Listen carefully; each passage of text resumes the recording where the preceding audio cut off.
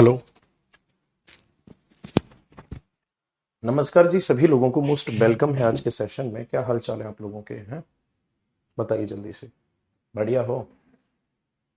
Comment करो जल्दी से। और आज हम लोग एक टॉपिक कवर करने वाले हैं। उस टॉपिक का नाम है एशिया, सॉरी, रॉक, चट्टान।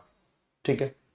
मैं एकदम बढ़िया हूँ। सिलेबस थोड़ा सा मुझे आपका डिले लग रहा है क्योंकि इसी महीने में मैं पूरा फिनिश करना है, तो टेंशन नहीं लेनी है पहली बात तो। चलो,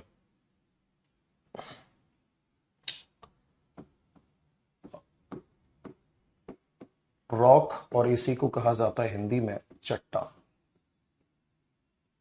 तो पहला point, what is the meaning of rock? चट्टान होती क्या है?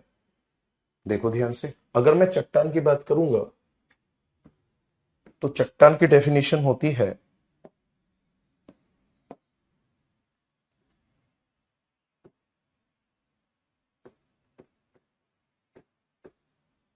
All substance found in lithosphere.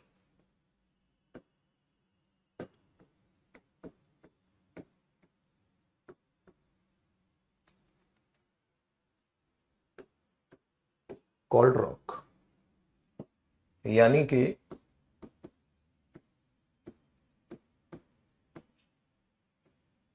स्थल मंडल में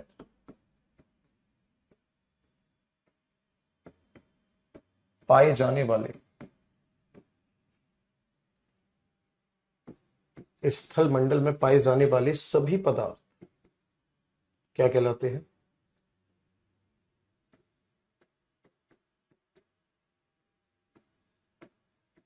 चट्टान कहलाते हैं,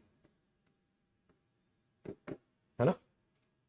स्थल मंडल में जो सभी के सभी पदार्थ पाए जाते हैं उनको चट्टान कहा जाता है।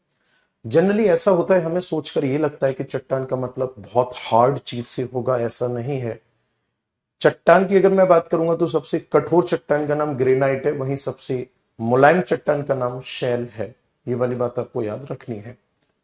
अब इसकी स्टडी को क्या कहा जाता है? दूसरा पॉइंट ये भी है, इसकी स्टडी को नाम दिया जाता है पेट्रोलॉजी, है ना। इसकी स्टडी को क्या कहा जाता है? पेट्रोलॉजी कहा जाता है। नेक्स्ट अगर मैं बात करूंगा तो इसी में अगला पॉइंट होगा चट्टान में।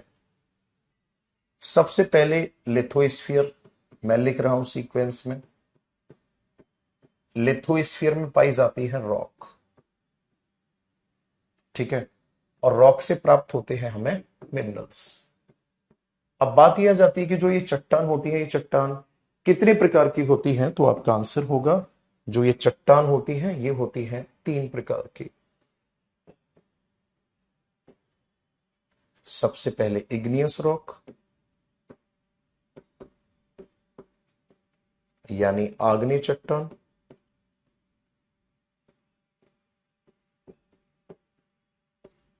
इसके बाद इग्नियस, सबसे पहले कौन सी रॉक आ जाएगी?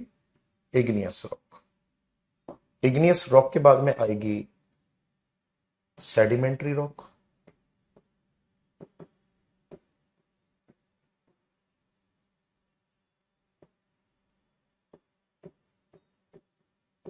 अवसादी चट्टान। और इसके बाद आती है मेटामॉर्फिक रॉक।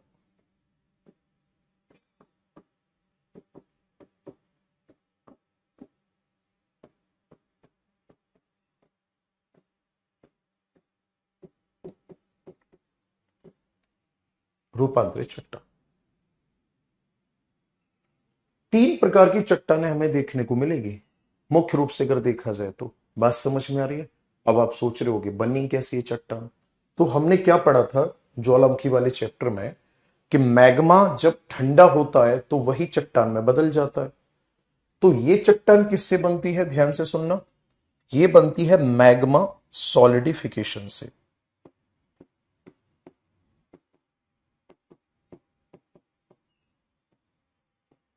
राइट। यानी कि मैग्मा कठोर होने पर बनती है। जब मैग्मा कठोर हो जाता है तो इससे इग्नियस रॉक का फॉर्मेशन होता है।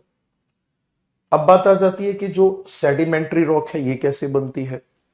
एक्चुअल में ये सेडिमेंट्री रॉक बनती है ऐसे, यूं ऐसे समझ लो, ये सेडिमेंट्स लेयर है, ऐसे यूं, ये पहली लेयर, ये दूसरी लेयर, ये तीसरी लेयर, ये चौथी लेयर, ऐसे लेयर बाय लेयर होती है। अभी बात आ जाती है कि लेयर क्यों बन रही है इसमें, या सेडिमेंट कहां से आए। तो सेडिमेंट जो आते हैं वो इसी चट्टान के टूटने से आते हैं। बात समझ में आ रही है।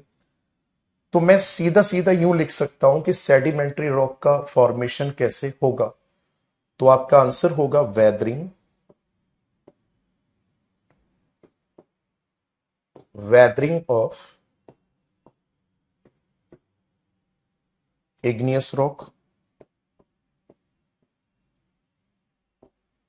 and sediment deposition।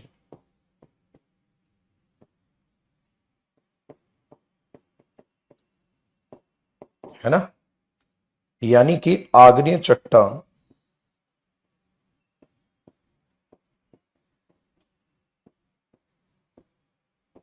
आग्नेय चट्टान की अपक्षय और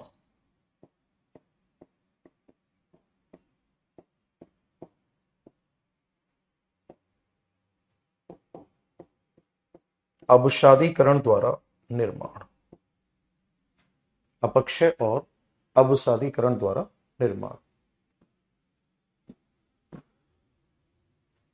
अब आ जाओ मेटामॉर्फिक रॉक कैसी बनती है। टेम्परेचर और प्रेशर दोनों क्या करते हैं, टेम्परेचर और प्रेशर मिलकर के अफेक्ट करते हैं, अफेक्ट करते हैं किसको, temperature pressure affect the rock. तो क्या होगा फिर इससे, फिजिकल एंड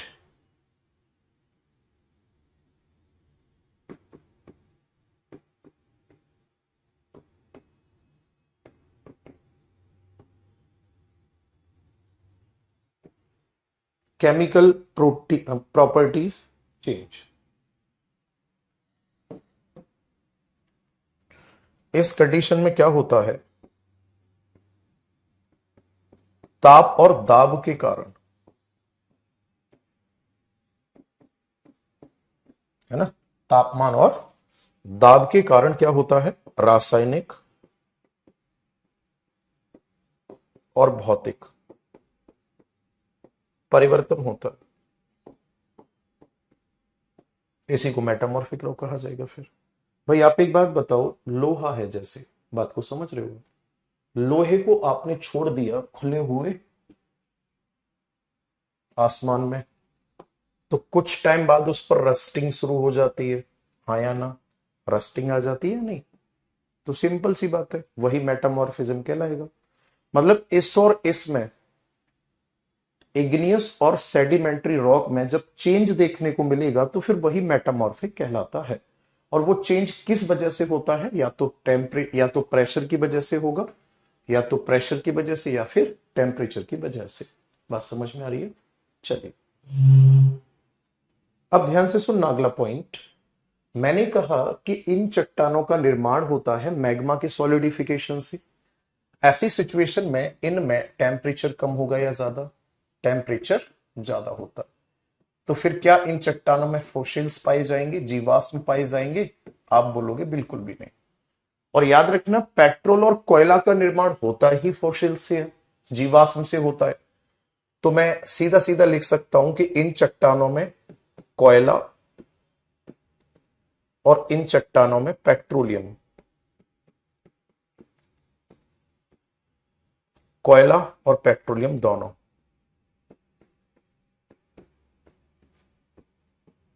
दोनों नहीं पाए जाते हैं।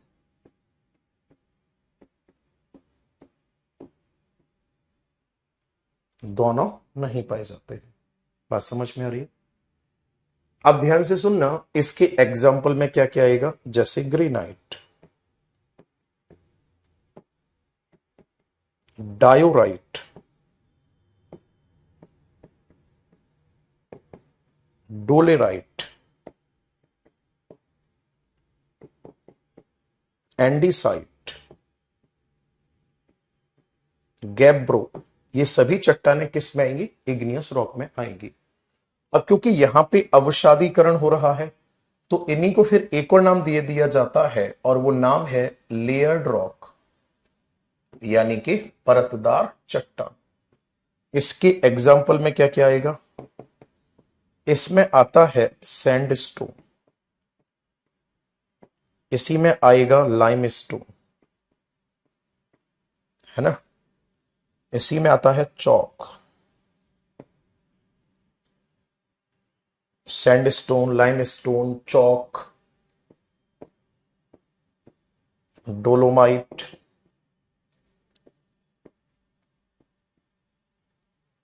जिप्सम, ये सब कुछ आता है इसी में। डोलोमाइट है, जिप्सम है ना, ये सब किस में आते हैं? इसी में कोयला आएगा। अब पूछा जाएगा क्या इन चट्टानों में जीवाश्म पाए जाते हैं? बिल्कुल पाए जाते हैं। तो याद रखना इनमें जीवाश्म भी देखने को मिलते हैं और जीवाश्म जब होंगे तो ऐसी कंडीशन में कोयला और पेट्रोल दोनों मिलेंगे।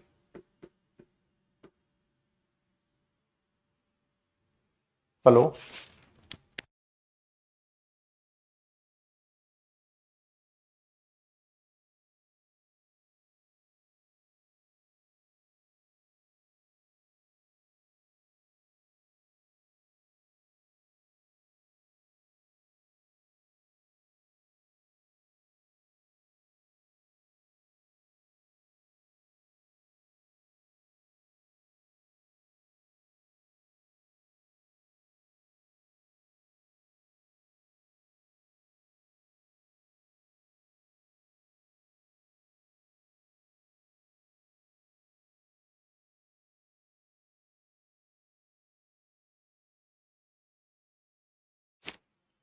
इसे नोट करो आप जल्दी से, एक मैं कॉल कर लेता हूं जब तक।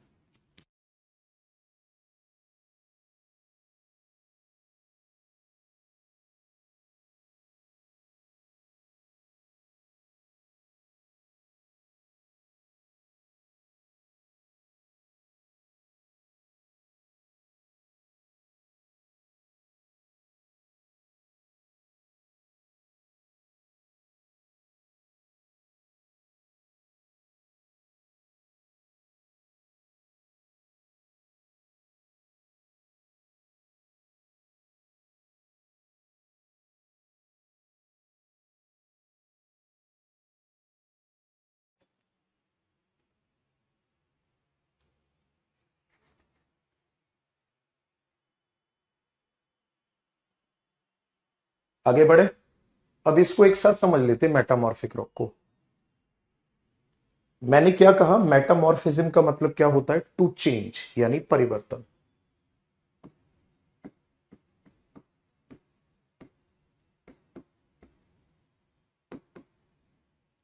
रूपांतरण।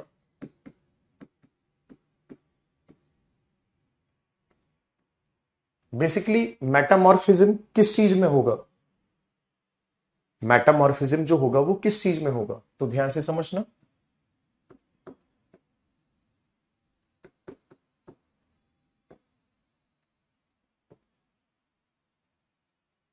फिजिकल एंड केमिकल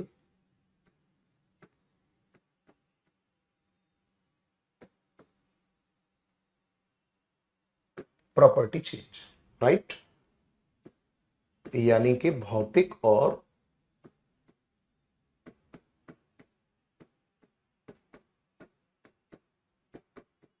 रासायनिक गुणों में परिवर्तन, है ना। कोई दिक्कत ही नहीं है यहां तक? Very good. अब देखो ध्यान से, जैसे ग्रेनाइट, राइट, गैब्रो, एंडीसाइट,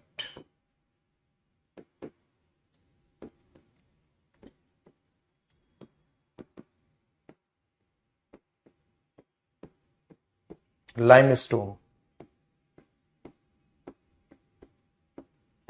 सैंडस्टोन, है ना,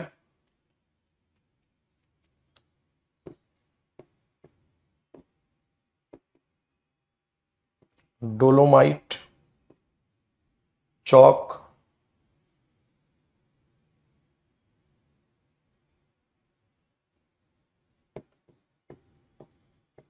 पीट,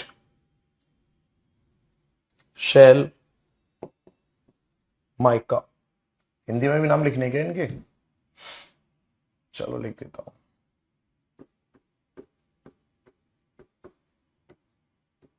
ग्रेनाइट, गैब्रो,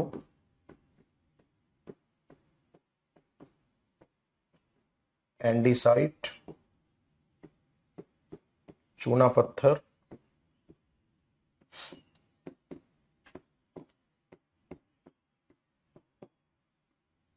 बलुआ पत्थर,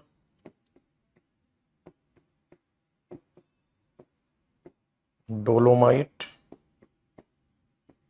चौक, पीट, शैल, अभ्रक।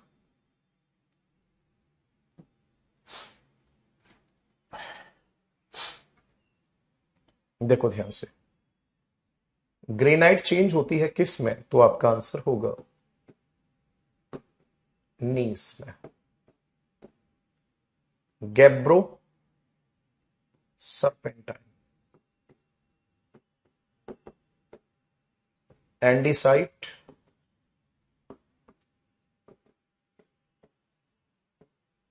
एम्फीबोलाइट, लाइमस्टोन,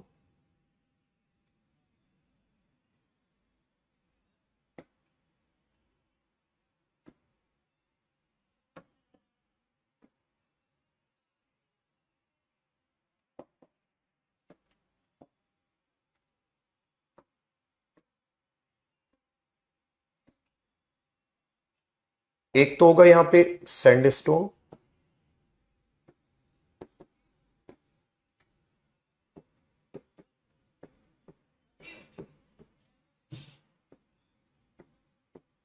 बलुआ पत्थर, चूना पत्थर। जो सैंडस्टोन है ये कन्वर्ट हो जाता है किस में, सैंडस्टोन कन्वर्ट हो जाता है क्वार्ट्ज में।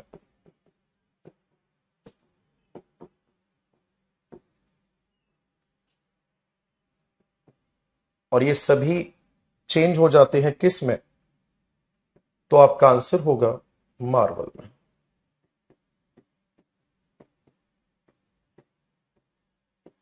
संगमरमर, ठीक है। पीट चेंज हो जाता है बिटुमिनस में,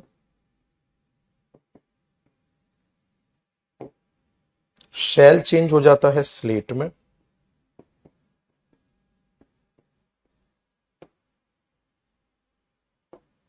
और माइका चेंज हो जाता है सिस्ट में।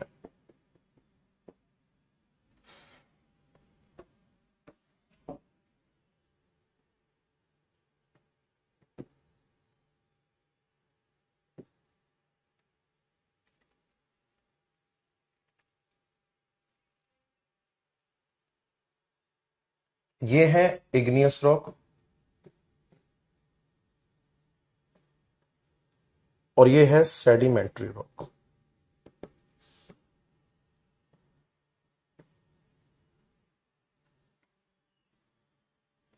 है ना।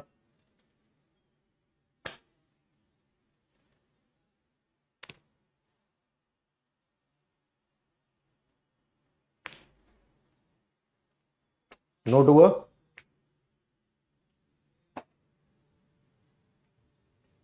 एक चीज का याद रखना, डोलोमाइट सेडिमेंट्री रॉक है, जबकि डायोराइट इग्नियस रॉक है।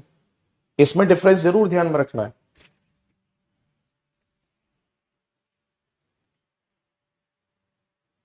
सर कितने टाइम में चेंज होता है, ये कोई फिक्स थोड़ी है।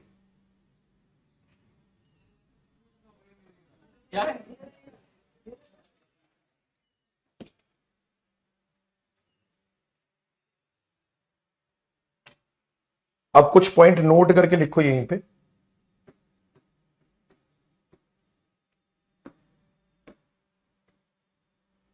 अगर हम सरफेस की बात करेंगे, पृथ्वी की सतह की, तो सरफेस पे याद रखना आप 75% होती है सेडिमेंट्री रॉक,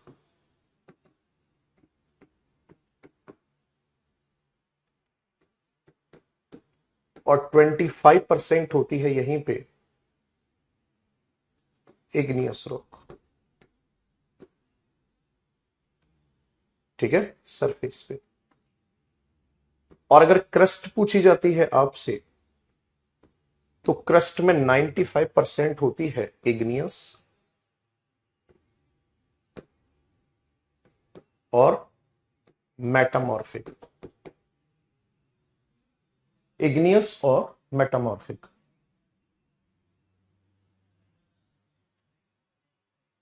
और इस क्रस्ट में सबसे ज्यादा क्या पाया जाता है? फेडाल्स पर।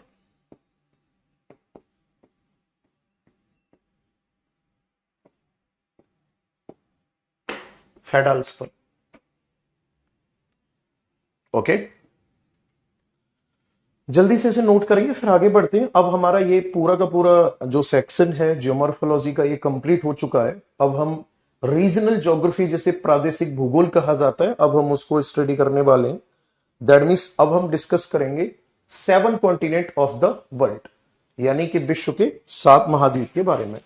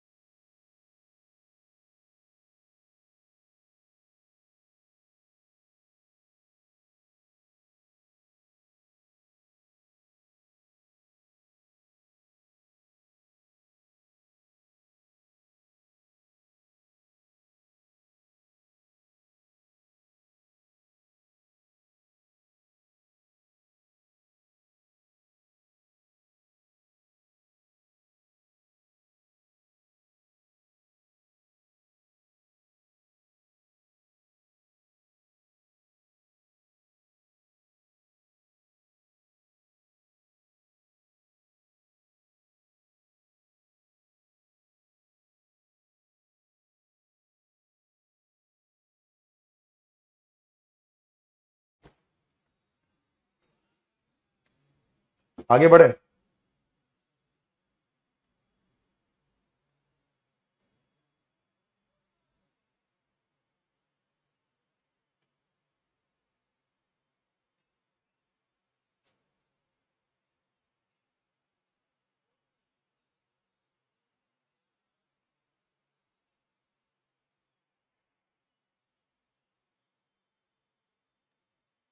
चलो,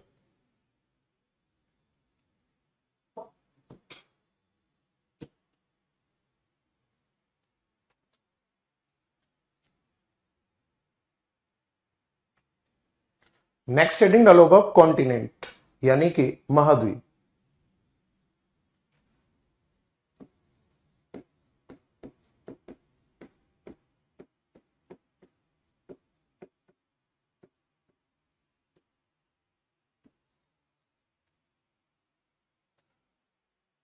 कॉन्टिनेंट यानी कि महाद्वीप। कॉन्टिनेंट क्या होता है? तो आपका आंसर होगा लार्ज लैंड पोर्शन।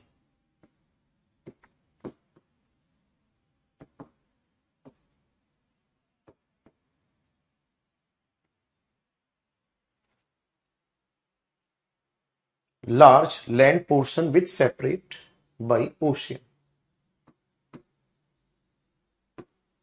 ये डेफिनेशन होती है कॉन्टिनेंट की, यानी कि बड़ा स्थल खंड।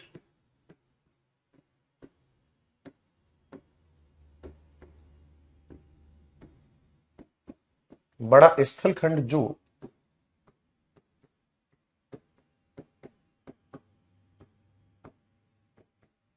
महासागरों द्वारा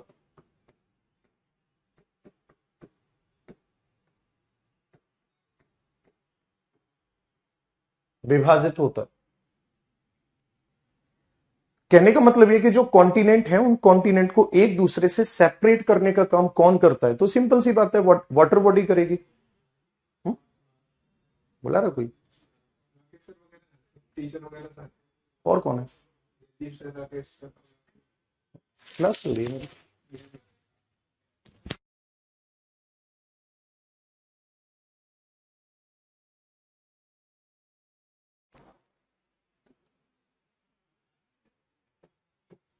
इसमें क्या क्या आएगा? तो आपका आंसर होगा एशिया आएगा,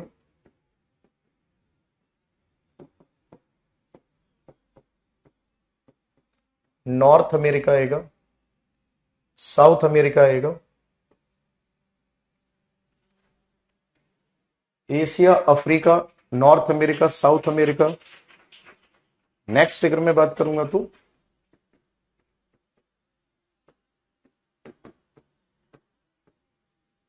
अंटार्कटिका, यूरोप, ऑस्ट्रेलिया, ये सभी के सभी कॉन्टिनेंट आ जाएंगे। ये हो जाएगा लार्जेस्ट और ये हो जाएगा स्मॉलेस्ट।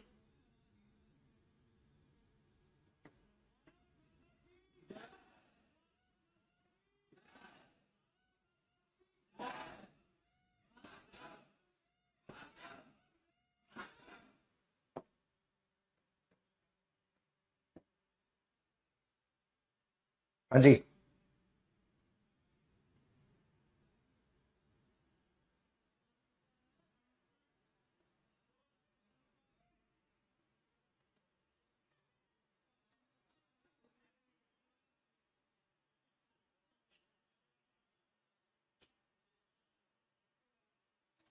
अब आप लोग हेडिंग डालो जल्दी से, ऑस्ट्रेलिया कॉन्टिनेंट।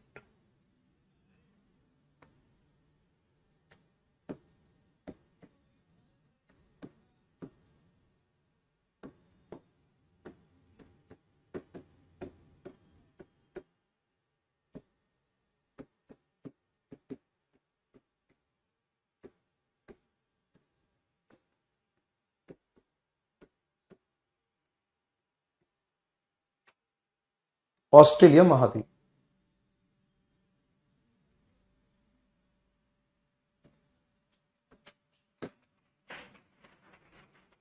इसकी अगर मैं बात करूंगा तो ये है smallest continent of the world,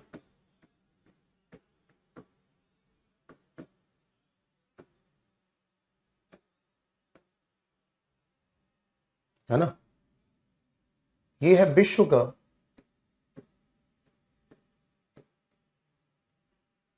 सबसे छोटा महाद्वीप है।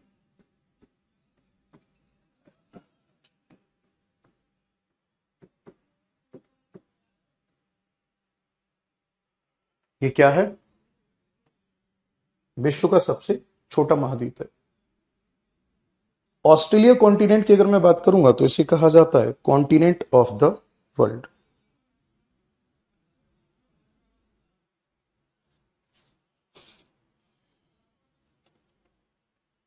इसे क्या कहा जाता है?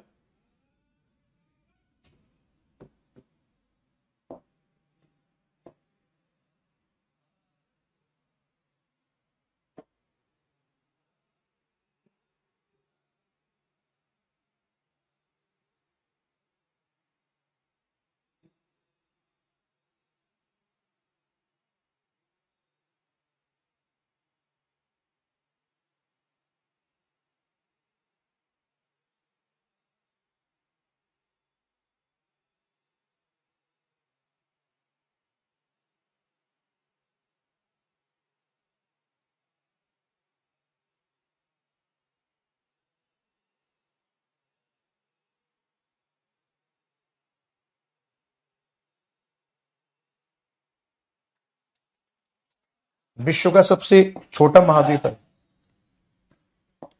नेक्स्ट अगर मैं बात करूंगा तो इसे कहा जाता है कॉन्टिनेंट ऑफ थ्रस्टलैंड।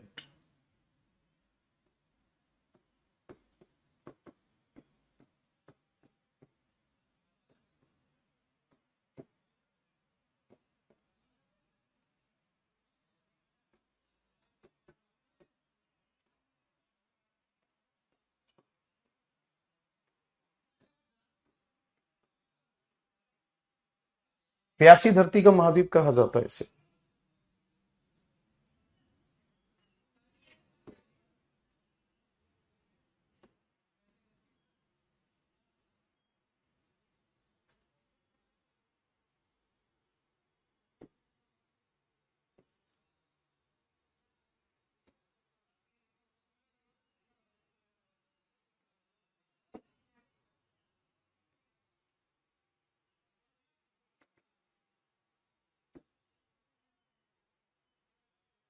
यहां कोरल सी पड़ता है।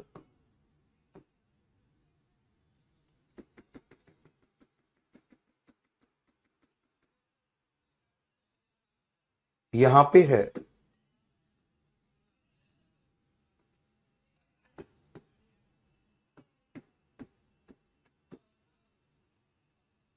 बे of कारपेंटेरियन।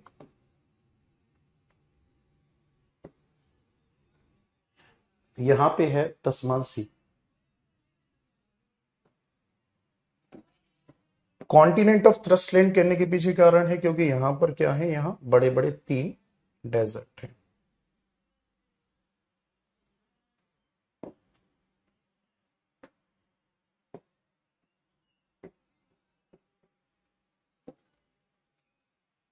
Right.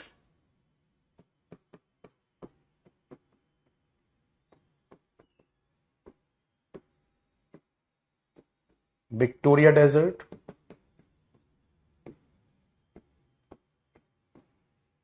Gibson desert,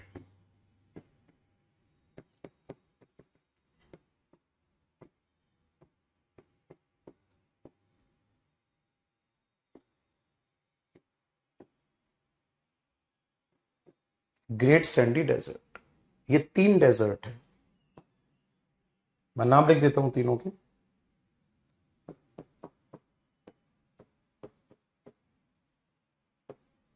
Victoria,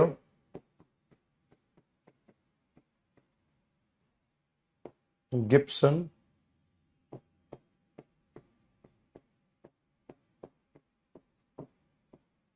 great Sandy मरुस्थल।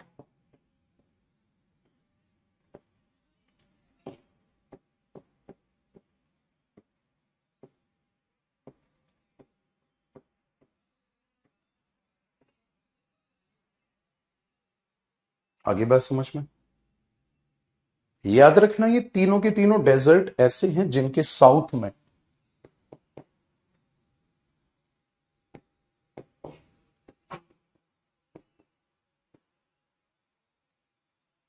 गोल्ड रिजर्व पाए जाते हैं,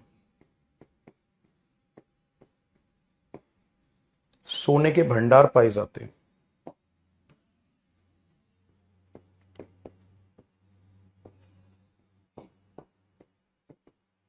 इसमें आता है काल गूर्ली और कूल गार्ली।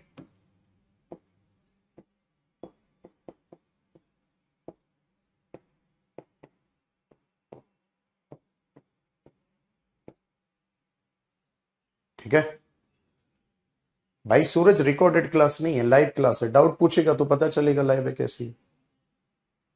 अब बस ये पूछेगा कि लाइव क्लास है या नहीं, तो ये तो नहीं बताने वाला मैं। ठीक है। नेक्स्ट अगर मैं बात करूंगा तो यहां पे माउंटेन है,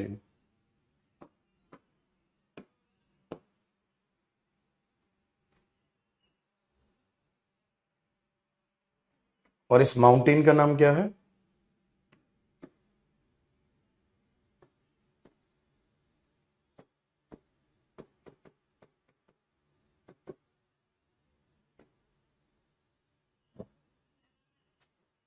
ग्रेट डिवाइडिंग रेंज, है ना।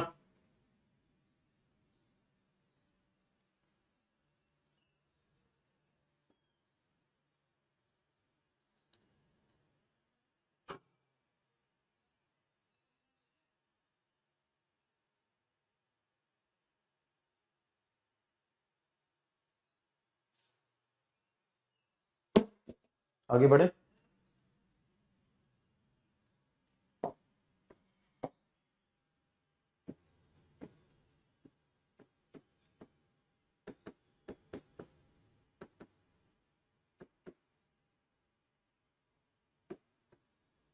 ग्रेट डिवाइडिंग रेंज जो है वो क्या है?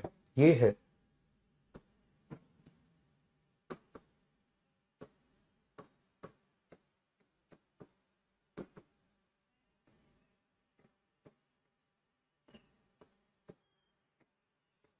मुख्य पर्वत है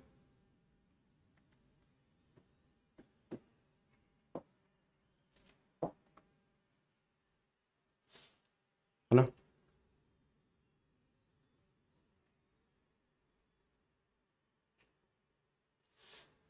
2900 किलोमीटर लंबाई है इसकी।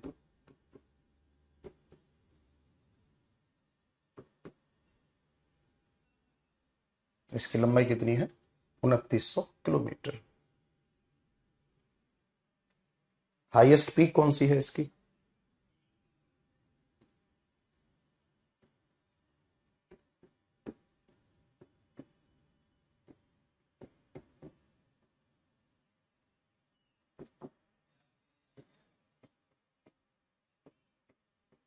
कोशिश को।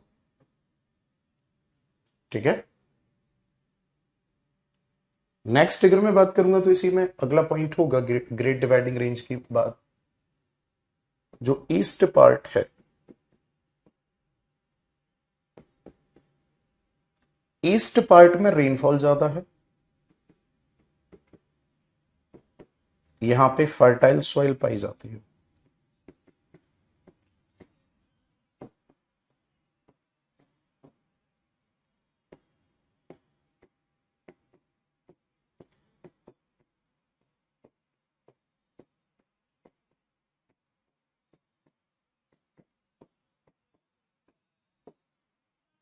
उपजाऊ मिट्टी पाई जाती है, यहां एग्रीकल्चर होता है ज्यादा।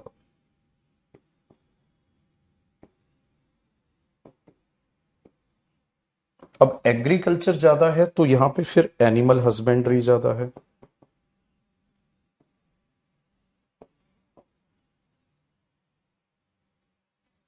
पशुपालन यहां पर कैसा होता है? ज्यादा।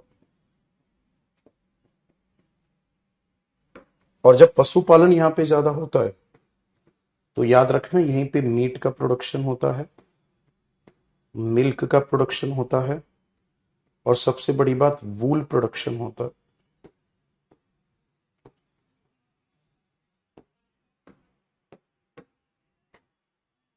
और यहां ऊन का जो उत्पादन होता है वो किससे होता है?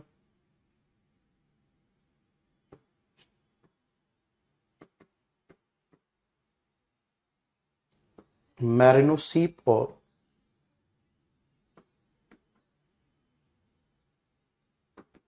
अंगोरा रैबिट से होता है। ओके।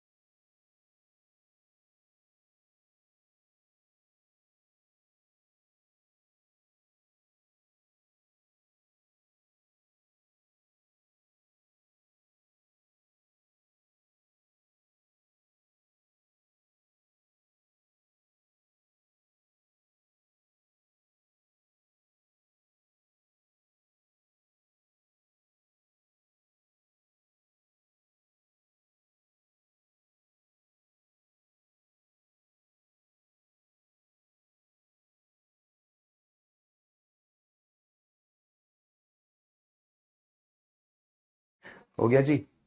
थ्रस्टलैंड इसलिए कहा जाता है क्योंकि यहाँ पे पश्चिमी भाग में रेनफॉल जो है वो कम होती है, और रेनफॉल कम होने की वजह से वहां पे प्यासी धरती का महाद्वीप कहा जाता है, क्योंकि रेनफॉल अमाउंट कम है।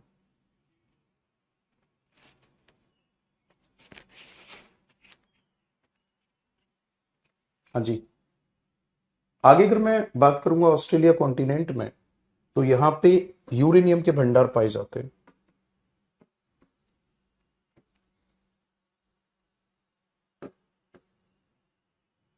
यूरेनियम है, कोल है, कॉपर है ना, बॉक्साइट है।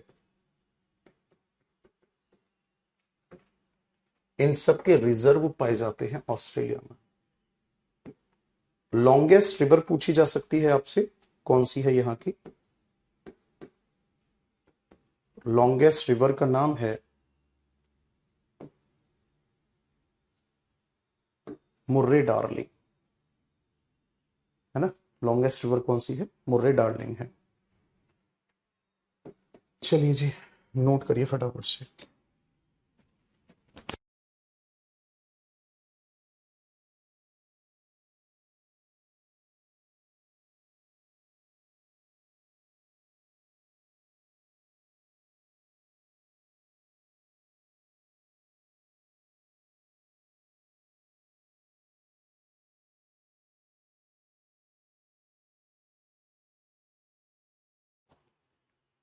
नोट हुआ?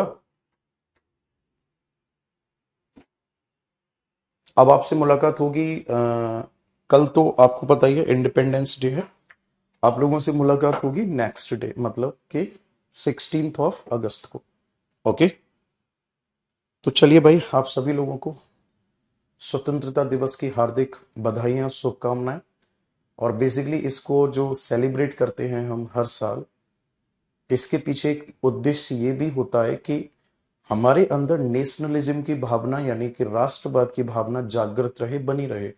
हम उन लोगों को गलती से भी भूल ना पाए जिन्होंने आज़ादी के लिए, हमारे लिए स्पेशली इतना बड़ा योगदान दिया कि भाई कुछ लोग फांसी पे चढ़े, कुछ लोग केस लड़े, मतलब कि दोनों ही तरह से शांतिपूर्ण तरीके से भी, है ना। और हम यूं कह सकते हैं कि जो जैसे तरीके से सहयोग कर सकता था वो हर एक तरीके से सहयोग किया जिसने आज़ादी के लिए। उन सभी लोगों को हमारी हमारी आने वाली जो जनरेशन है वो भी याद रखे, है ना। उस टाइम पे आप सोच कर देखो कि क्या मंजर रहा होगा। मेरे दादाजी बताते हैं, अभी उनकी एज ठीक ठाक है, 90+ है, वो ये बताते हैं कि थोड़ा थोड़ा ध्यान है हमें, हमारे स्कूल में लड्डू बटे थे उस दिन, 15 अगस्त 1947 को।